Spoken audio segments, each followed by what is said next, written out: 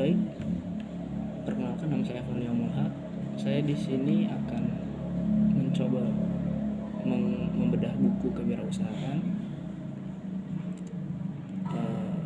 Ini tidak lain dari tugas KWU itu sendiri gitu ya, kewirausahaan, dan di sini kita ngebahasnya nggak sendirian gitu, tetapi kita ngebahasnya berdua dengan rekan saya satu yang namanya Diva Priyatna. Dia juga salah satu pengusaha di bidang olahraga gitu. Tentunya di sini kita akan ngebahas kewirausahaan, tapi kita agak ke keolahragaan gitu ya. Baik, langsung saja, bisa perkenalkan diri, Dik? Oke, baik, terima kasih Bu Afan. Perkenalkan, nama saya Diva Priyatna. Saya dari Prodi Pendidikan Jasmani Kesehatan dan Rekreasi. Di sini kita diskusi santai perihal seputar kewirausahaan. Gitu Bang Afan. Baik ya, kita dua-duanya dari Prodi Pendidikan Jasmani Kesehatan dan Rekreasi dari Universitas Pendidikan Indonesia gitu ya. Baik, mungkin sebelum kita membahas kewirausahaan gitu ya, yang ketahui gitu ya dari KWU itu sendiri, itu kewirausahaan apa sih menurut itu gitu? Oke, kalau menurut saya pribadi, kewirausahaan itu identik dengan berdagang atau berniaga gitu, dimana ada aktivitas jual beli gitu. Nah, di sini kewirausahaan itu merupakan suatu kegiatan yang dimana kita seperti halnya berdagang atau berbisnis gitu. Berarti kalau gitu kita nggak apa ya namanya, ketika memang kita belanja gitu ya, berarti itu udah termasuk wirausaha apa belum gitu? Kalau misalnya kita kecil-kecilan nih, misalnya ngejual apa gitu di sekolahan gitu, apakah itu disebut wirausaha juga gitu? Iya betul, itu termasuk ke dalam wirausaha juga gitu. Baik itu produknya jasa maupun produk yang berupa barang, itu termasuk ke dalam aktivitas wirausaha gitu. Oke. Nah, saya ini pengen tahu gitu ya, yang menyebabkan kita bisa berwirausaha itu apa gitu? Pertama bisa didorong dari karena kebutuhan gitu.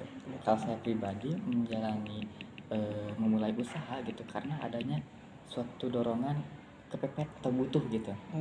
Gitu, karena berawal dari kebutuhan maka kita dituntut kreatif gitu, bagaimana untuk mencari uang tambahan selain dari orang tua gitu. Oke, berarti kebanyakan orang ketika kita kepepet gitu ya, terus kita udah bingung lagi mungkin mau cari usaha apa lagi gitu, kita berwirausaha gitu. Iya betul, karena dari kepepet itu biasanya orang itu bakal muncul ide-ide atau kreativitas gitu.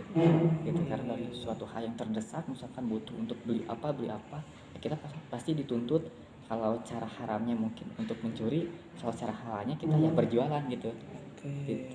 Oke, baik, sebelum kita lanjut ke pertanyaan berikutnya gitu ya, saya mau mencoba memberitahu dulu gitu ya, buku apa sih yang kita bahas gitu ya. Nah, buku yang kita bahas ini adalah buku kewirausahaan yang berjudul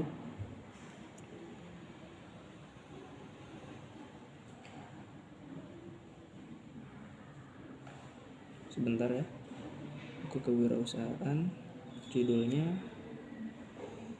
mungkin sebelum kita lanjut ke perbincangan yang lain gitu ya. Nah, Diva sendiri gitu ya, udah punya pengalaman berapa tahun berusaha gitu? Semenjak dari kelas 2 sekolah menengah atas. Nah, itu kurang lebih jalan 4-5 tahun gitu. Oke. Kemungkinan dari SMA ya? Ya betul. Dari SMA tuh bisnis yang pertama kali dirintis apa? Bisnis seputar percetakan seperti gantungan kunci, mug, dan lain sebagainya gitu, yang dimana bisa juga dijadikan sebagai souvenir gitu bagi orang-orang yang mau menikah dan lain sebagainya gitu. Oke. Nah, buku yang kita bahas adalah buku ini, Kewirausahaan, yang berjudul Strategi Membangun Kerajaan Bisnis gitu ya. Nah, ini kira-kira seperti ini ya gitu ya judul bukunya. Nah, oke. Kita lanjut ke pertanyaan selanjutnya gitu ya. Nah, motivasi, nah pastinya Diva ketika memang kita mau berwirausaha gitu ya, seorang wirausaha tuh pasti punya motivasi sendiri gitu ya. Nah tadi kan karena kepepet kita Betul. motivasi gitu. Nah motivasi Diva apa gitu membuka usahanya gitu? Pertama, kalau tadi kepepet ya bisa juga sebagai motivasi atau dorongan awal gitu. Yang kedua gitu, setelah menjalani suatu usaha, teringat dengan kisah-kisah sahabat Rasul dulu gitu. Wah. Karena Rasul pun itu seorang wirausahawan ternyata gitu, seorang jutawan atau miliarder pada zaman waktu itu gitu. Bahkan sahabat-sahabatnya pun gitu waktu itu seorang wirausahawan gitu. Mungkin kenapa ya dulu Rasul seorang wirausahawan, pertama mungkin lebih fleksibel gitu ya ketika menjalani atau aktivitas untuk berdakwah gitu. Kalau sambil kerja di orang lain mungkin akan terhimpit waktunya gitu. Tapi kalau berwirausaha kita akan sepenuhnya memanage waktu oleh kita gitu. Jadi ditinjau dari motivasinya itu sahabat-sahabat Nabi gitu. Ya gitu. Mantap sih. Berarti kalau gitu Diva suka baca buku Ya sahabat Nabi. lumayan sudah mulai. Terutama tokoh yang paling terkenal di bidang wirausahawan yang sukses itu Abdurrahman bin Auf. Abdurrahman bin Auf gitu. Bisa dibilang juga sebagai tangan emas gitu, ketika dia istilahnya memungut batu pasti di bawahnya ada emas. Berarti kalau diartikan gitu, ketika Abdurrahman bin Auf ini dapat suatu hambatan, rintangan atau masalah, pasti bakal ada solusi yang dimana solusi tersebut jadi jalan bisnis gitu. Keren. Berarti Diva sampai sekarang masih menjalani bisnis? Alhamdulillah masih menjalani bisnis. Bisnis apa sekarang? Sekarang ke jersey atau pakaian olahraga gitu. Oh, pakaian olahraga. Berarti agak nyambung sama pembicaraan kita nih. Iya betul. Agak nyambung gitu ya. Nah, Sky apa sih namanya? Jersey ini? Brandnya itu Sky Jersey. Sky Jersey. Itu dari kapan? Semenjak kuliah semester berapa ya? 4 mungkin ya. Semester 4. Berarti sekarang masih kuliah? Masih semester 6 sekarang. Nah, Diva ini adalah salah satu rekan saya di kelas itu ya. Salah satu rekan saya di kelas dan kita satu semester itu semester 6. Nah, kan dulu kan Diva sempat apa sih merintis usaha Betul. fotokopian. Betul. Sekarang ke jersey. Nah, kenapa bisa ngerubah ke situ? Pertama, percetakan itu ketika masa-masanya COVID itu turun drastis gitu. Permintaannya nggak ada gitu, karena kan waktu itu ketika orang mau hajatan itu sudah beralih ke digital, tidak ada undangan digital, souvenir itu sudah dikurangi, mungkinnya menghemat biaya gitu. Kemudian saya punya teman gitu yang teman saya itu kerja di perusahaan jersey. Ketika saya berdialog berdiskusi, ternyata usaha jersey itu ketika COVID itu meningkat gitu. Bahkan tidak ada PHK atau pemutusan karyawan gitu. Bahkan ordernya itu bisa melimpah di masa COVID. Nah, setelah diamati, saya analisis gitu. Oh ternyata memang jersey ini masih banyak pasarnya, masih banyak momentumnya gitu. Melihat peluang gitu. Bener. Di kelas kita pun mungkinnya nanti ketika populasinya sekitar 50 orang membutuhkan pakaian yang sama, itu bisa jadi peluang juga gitu. Oke. Nah, yang menurut Diva nih gitu ya, menurut buku ini gitu, kira-kira langkah apa aja gitu yang perlu kita perhatikan gitu ya, untuk membuka usaha ini? Oke, untuk membuka usaha pertama bisa jadi dari sumbernya dari buku ini, pas dari pengalaman juga ya. Pertama itu adalah keberanian ya, perlu, karena langkah awal untuk memulai usaha itu butuh keberanian gitu. Banyak orang yang idenya brilian, idenya bagus gitu, udah dicat, udah di planning, tapi satu gitu langkahnya gitu yang menghambat karena dia tidak berani, itu menjadi semua ide itu percuma gitu, tidak dijalani gitu. Berani keluar modal, pertama keberanian. Bangkrut. Kenapa harus berani? Pertama, seorang calon wirausaha itu harus bisa meninjau bahwa kedepannya itu bakal ada hambatan gitu, bakal ada rintangan, mungkin ada ruginya gitu kan, tidak akan selamanya naik gitu, pasti ada rugi gitu. Bahkan berani harus memulai mengeluarkan modalnya, mengeluarkan tenaganya dan sebagainya. Itu langkah pertama, berani gitu. Itu harus berani. Selain langkah berani apa lagi? Kalau sudah berani harus ada ilmunya. Karena modal berani aja tidak cukup gitu. Mungkin kalau modal berani tanpa didasari dengan ilmu, wah bakal rugi banget mungkin gitu. Harus ada ilmu marketing, ilmu bagaimana mengelola produksi, ilmu finansialnya dan sebagainya Berarti gitu. ya sekedar jalan aja gitu ya. Jangan Kalau kebanyakan sekarang tuh misalnya dropshipper ya di sekarang kan lagi ngetren tuh dropshipper Dropshipper. macam kan. Itu kan apa sih namanya, kursusnya online gitu. betul Ketika kursus online tuh kadang kan kita sebagai mungkin sibuk atau apa akhirnya nggak ikut. iya Nah itu kan saya sering melihat gitu, melihat usaha-usaha yang memang hanya modal berani aja, hanya modal berani tapi tidak dengan ilmu gitu. Nah itu, jadi harus ada ilmu. Kalau kata dikutip ya dari seorang wirausahawan namanya Kang Dewa Eka Prayoga, boleh nanti dicek ya di IG itu Kang Dewa Eka Prayoga. Bisnis itu pertama dimulai dengan keberanian, dijalani dengan ilmu, dan dibesarkan dengan kesabaran. Karena tanpa ada rasa sabar, wah itu justru bakal ada istilahnya baru 1 tahun udah tutup, baru beberapa bulan udah tutup. Karena pasti seorang wirausahawan itu ketika mulai bisnisnya pasti banyak ujiannya, naik turunnya gitu kan, ruginya. Nah ujian itu pasti banyak ya kita pasti ketika berusaha gitu ya. Termasuk saya juga pernah mengalami berusaha seperti itu, dan ketika saya menjalani usaha tanpa ilmu saya bangkrut gitu. Akhirnya tutup. Nah selain dua langkah itu ada lagi tadi udah 3 sebenarnya. Pertama keberanian, kedua itu langkahnya itu harus adanya ilmu, ketiga itu ketika menjalani membesarkan itu harus ada rasa kesabaran. Gitu, poin 1. Oke. Nah ketika kita akan berwirausaha kan kita melihat peluang. Betul. Bagaimana Diva melihat peluang pasar itu di pasar itu? Nah, bagus banget pertanyaan gini. Abdurrahman bin Auf gitu ya, ketika memulai usaha bukan ngeriset produk dulu, tapi pasar dulu. Berarti peluang di sana. Jadi ketika dia masuk ke lingkungan pasar, bukan nyari apa sih produknya, bukan memikirkan produk, bukan memikirkan nama, brand dan sebagainya, tapi pasarnya. Orang-orang itu membutuhkan apa, kita sedang ada di lingkungan apa gitu. Jadi di riset itu seputar itu gitu. Nanti kalau udah ada riset pasar, riset peluang, berarti akan bisa menentukan produk apa yang harus dijual di sana gitu. Iya. Kan ketika Abdurrahman bin Auf mungkin ngeriset di lingkungan Arab ya, Arab Saudi. Populasinya orang-orang Arab membutuhkan apa nih?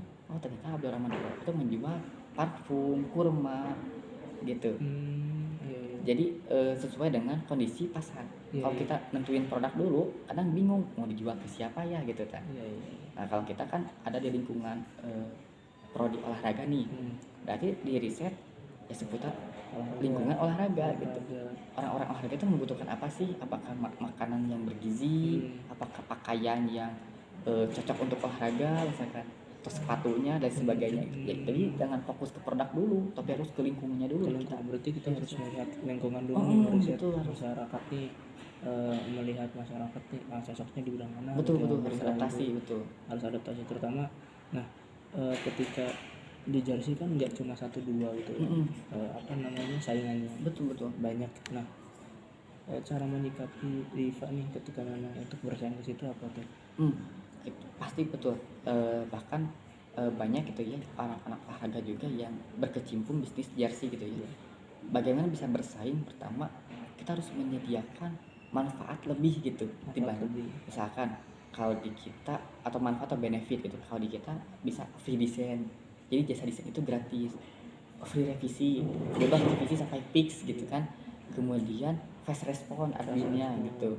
Kemudian butuh juga orang-orang itu yang kualitasnya bagus, berarti gak asal-asalan jahitannya dan sebagainya. Berarti kita harus mempunyai apa ya, keuntungan atau benefit yang disediakan ke customer kita berbeda dengan para pesaing gitu.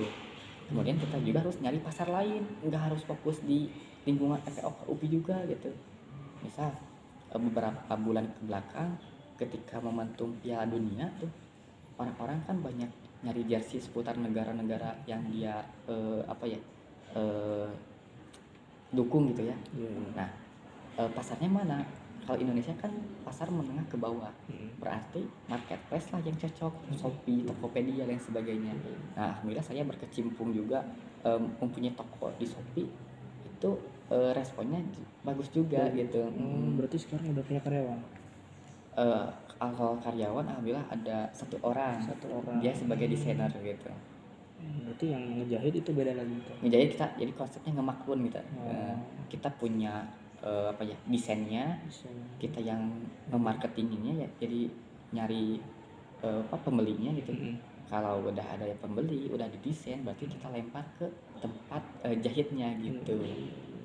Karena jadi Bung Afan, kalau kita bisnis dari mulai marketing hingga produksi oleh kita sendiri, wah itu berat. Iya. Berat, apalagi kita selaku mahasiswa gitu ya.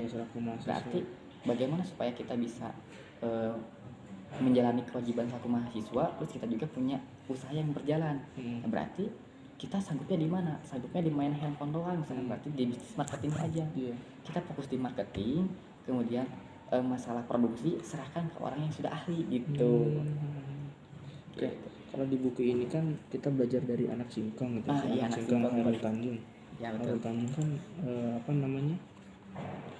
Dia punya cerita yang sangat menginspiratif pengusaha-pengusaha di Indonesia lah khususnya gitu ya. Terus juga di sini apa ya? Ditulis buku biografi Hairul Tanjung, ada beberapa pelajaran yang bisa dipetik sebagai modal wirausaha gitu ya. Yang pertama kreatif dan inisiatif gitu. Yang kedua kerja keras, yang ketiga berani mengambil resiko. Nah, terus dari poin-poin yang ada di buku biografi Hairul Tanjung gitu ya, apakah emang seorang wirausaha itu benar harus kreatif? Betul, kreatif. Harus inisiatif gitu. Apakah benar? Betul. Kenapa gitu? Pertama gini, kalau kita tidak kreatif, punya idenya itu aja, pasti kan orang-orang itu akan mudah bosan gitu. Wah cuma di Sky mah bisa nyetik itu aja gak kreatif, kan akan pindah ke kompetitor gitu kan. Makanya kita harus dituntut kreatif, bagaimana setiap harinya itu punya inovasi, itu punya referensi desain yang kita upload gitu. Kemudian dari segi tadi apa inovatif, berarti kita harus berinovasi gitu, tidak hanya apa ya, kalau tadi saya mempunyai inovasi kalau dulu kita jualan di IG, kita beralih atau mempunyai toko lagi di Shopee gitu kan, itu ada terobosan baru gitu ya, supaya menambah celah gitu orang-orang membeli di kita gitu. Gitu. Jadi kalau ada istilah gini, bisnis itu atau usaha itu ada 9 pintu rezeki dari 10, dan 9 itu terbuka untuk kalangan wirausahawan. Maksudnya apa? Ya berarti orang-orang yang di wirausahawan itu orang-orang yang kreatif dan inovatif gitu. Kalau mungkin kalau seorang pekerja kan satu sumber ya pemasukannya itu. Kalau seorang wirausahawan juga sebenarnya satu sumber gitu. Cuma bagaimana supaya 9 pintu itu terbuka, ya kita buka juga pintu-pintunya. Nah, pintu Shopee, pintu TikTok, pintu Tokped gitu kan, pintu IG. Berarti sekarang kita terbuka kan? Pemasarannya peluangnya itu ada di media sosial. Betul. Di Instagram ya. Betul. Di Instagram bisa di Instagram, di TikTok, Facebook, di Shopee. Nah, itu pintu-pintu rezeki aja kan. Jadi orang kan ada yang beli dari Facebook, beli dari IG, beli dari Shopee, TikTok gitu. Jadi nggak hanya ngandelin satu pintu gitu. Nah, terus ada kerja keras juga nih. Nah, di poin kerja keras nih kira-kira yang dapat diambil gitu ya, poin yang dapat diambil. Poin kerja keras pasti ya kita akan dituntut lebih kerja keras gitu ya daripada orang pada umumnya gitu, yang mahasiswa pada umumnya yang tidak berwirausaha atau yang seorang yang pekerja gitu. Kenapa? Karena ternyata memang benar gitu, seorang wirausaha itu beban pikirannya itu lebih berat banget gitu. Bahkan apalagi ketika sepi orderan, ketika rugi gitu kan, itu harus dituntut lebih ekstra kerja keras itu gitu. pemasarannya gimana ketika memang sepi orderan gitu? Nah tadi balik lagi ke poin kreatif inovatif gitu. Berarti kita harus mempunyai strategi baru gitu, di riset ulang gitu kan. Atau kalau iklan kata kuncinya harus diubah-ubah gimana gitu tuh, harus banyak yang dipelajari gitu. Harus pandai-pandai, kalau sekarang tuh istilahnya namanya copywriting. Kalau sekarang istilahnya. Terus yang ketiga nih, berani mengambil resiko. Benar. Diva kan mungkin udah punya pengalaman di bidang usaha gitu, resikonya udah banyak gitu, udah tahu gitu. Nah, kira-kira tepat nggak ketika emang kata si Hairul Tanjung di bukunya gitu ya, di buku biografi Hairul Tanjung itu berani mengambil resiko seorang wirausaha. Betul. Karena gini, pertama dari awal juga kan ada langkah keberanian, berarti berani mendapatkan uang, berani juga untuk mendapatkan pengalaman berupa resiko-resiko nantinya gitu. Ya seorang wirausahawan itu kalau dia tidak berani mengambil resiko, berarti dia itu apa ya, mengundurkan diri dari seorang wirausahawan gitu. Karena resiko itu merupakan beban ya yang harus dia tempuh gitu. Karena dari resiko tersebut, dari gagal itu nanti akan ada pengalaman-pengalaman yang berarti. Justru pengalaman itulah yang tidak akan kita dapatkan di bangku sekolah, di bangku mahasiswa gitu. Tidak akan gitu. Kalau dosen cuma mengasih teorinya aja gitu ya, tapi pengalaman itu harus kita tempuh sendiri gitu. Ketika mulai terjun ke wirausaha, itu bakal banyak pengalaman-pengalaman, resiko-resiko yang kita hadapi gitu. Nah pastinya ketika memang kita punya tantangan menjadi seorang wirausaha harus punya solusi sendiri gitu. Gitu. Nah, apalagi ketika memang Diva ini kerjanya di wirausaha sebagai ada tim gitu, apa emang sendiri? Ada tim berdua ya. Pertama itu ada seorang desainer, bisa dibilang partner kerja gitu ya, atau karyawan. Yang satunya lagi itu yang memegang pembukuan. Nah kalau menurut buku gitu, bahwa dalam seorang wirausahawan atau ketika kita mempunyai wirausaha itu ada 3 poin penting. 3 bidang penting. Pertama bidang marketing. Kedua itu bidang finansial. Dan yang ketiga itu bidang produksi. Kalau salah satunya nggak ada, itu pincang. So kita punya tim marketing, punya tim produksi, tapi gak ada yang mengatur keuangan. Itu akan ada istilah boncos niklan. Uang apa kalau di datanya banyak uangnya tapi gak ada uangnya gitu kan. Di data uangnya gede tapi ketika ininya uangnya kecil gitu kan, karena tidak ke manage gitu. Kalau ada bidang keuangan sama produksi, marketing nggak ada, ya mau memproduksi apa gitu kan, karena gak ada orderan. Kalau satunya kan ada marketing sama finansial, produksinya gak ada, mau ngeproduksi apa gitu kan. Nah berarti ketiga pokok ini tuh harus ada gitu dalam bisnis gitu atau wirausaha gitu. Ada bidang marketingnya selaku orang yang berperan untuk mengambil atau mencari konsumen gitu. Kedua ada bidang produksi yang memproduksi. Kemudian ada yang ketiga itu bidang finansial yang mengelola keuangan gitu. Nah apa sih, tentunya di wirausaha itu ada tantangannya. Nah tantangannya kira-kira yang pernah datang ke Diva tuh selaku wirausaha apa ya, hambatannya mental gitu. Pertama ya kita bagaimana cara memanage diri dulu, mengontrol diri supaya jangan malas. Kalau malas misalkan jangan lama-lama lah malasnya gitu kan, harus mudah bangkit lagi. Kedua harus memanage tim, ini tim juga perlu diurus gitu, jadi jangan jalan sendiri-sendiri gitu, harus dikontrol gitu kan. Ketiga itu memanage ya apa ya, memanage kita itu harus bisa adaptasi gitu. Bener sih gitu. Kalau misalnya kita emang nggak adaptasi susah ya. Itu hambatannya gitu. Banyak wirausaha atau pedagang-pedagang yang gulung tikar atau bangkrut karena dia tidak bisa adaptasi. Contoh kemarin waktu COVID gitu ya, banyak kan pengusaha yang gulung tikar gitu karena tidak adaptasi dengan kondisi COVID gitu. Nah ketika Diva gitu ya, ketika melihat apa sih fenomena yang seperti itu gitu, wirausaha yang gulung tikar itu, nah pandangan Diva nih selaku wirausahawan itu gimana tuh? Terkait wirausahawan yang gulung tikar, pertama tadi mungkin dia tidak bisa kreatif, inovatif gitu ya. Kemudian dia itu tidak mempunyai tim finansial yang kompeten gitu. Karena kan kalau ada tim yang mengatur finansial, keuangan, pasti pasti si perusahaan tersebut bakal tahu bagaimana caranya untuk bertahan gitu di zona tersebut atau di momentum tersebut gitu. Apakah harus ngiklan kah? Apakah harus jangan dulu ngiklan? Apakah harus jangan buka cabang atau gimana? Itu tuh dari orang yang mempunyai kompetensi di bidang finansial gitu. Oke. Pertanyaan terakhir nih di bab 1 gitu ya. Oh ya, sebelumnya kita lagi ngebahas bab 1 gitu ya di bab buku kewirausahaan ini. Kita sedang membahas bab 1 gitu ya. Pertanyaan terakhir nih, kan ada istilah yang namanya wirausaha tuh modal kecil tapi modal gitu. Nah, apa emang seperti itu gitu wirausaha itu? Ada juga kata Kang Dewa Eka Prayoga, ada sih usaha-usaha yang modalnya kecil tapi untungnya gede. Seperti apa? Contoh dropshipper. Dia kan modalnya bisa dibilang kecil kan, modal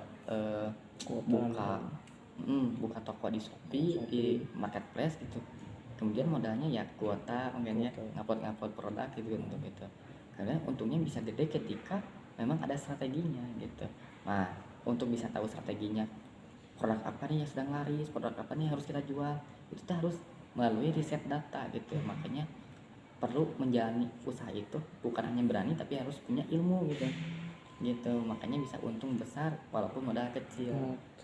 Gitu. Terus seperti itulah ya perbincangan kita hari ini mengenai bab 1 di buku kewirausahaan gitu ya, yang berjudul strategi ya. Strategi membangun strategi membangun kerajaan bisnis gitu ya. Nah, di sini nih kita sedang maksudnya telah membahas bab 1 gitu ya. Yang tadi kita menanyai tentang apa sih yang menyebabkan berwirausaha gitu ya. Kemudian langkahnya apa aja gitu. Kemudian melihat peluang gitu ya, terutama kita melihat peluang di bidang olahraga itu sendiri, kemudian hambatan dalam berwirausaha gitu ya. Nah, mungkin segitu aja dulu perbincangan kita kali ini ya. Perbincangan kita kali ini bab 2 ya kita nanti ngebahas bab 2 gitu ya. Okay. Di sini kira-kira ada berapa bab ya? Di sini kurang lebih 9 bab. Oke, kurang lebih 9 bab. Tentunya kita nanti akan terus bertemu gitu ya di tiap minggu gitu ya. Di tiap minggu nanti kita akan terus bertemu di sini untuk membahas dan membedah buku kewirausahaan. Oke, terima kasih yang telah menyaksikan. Sampai bertemu kembali. Oke, kita cukup lah ya.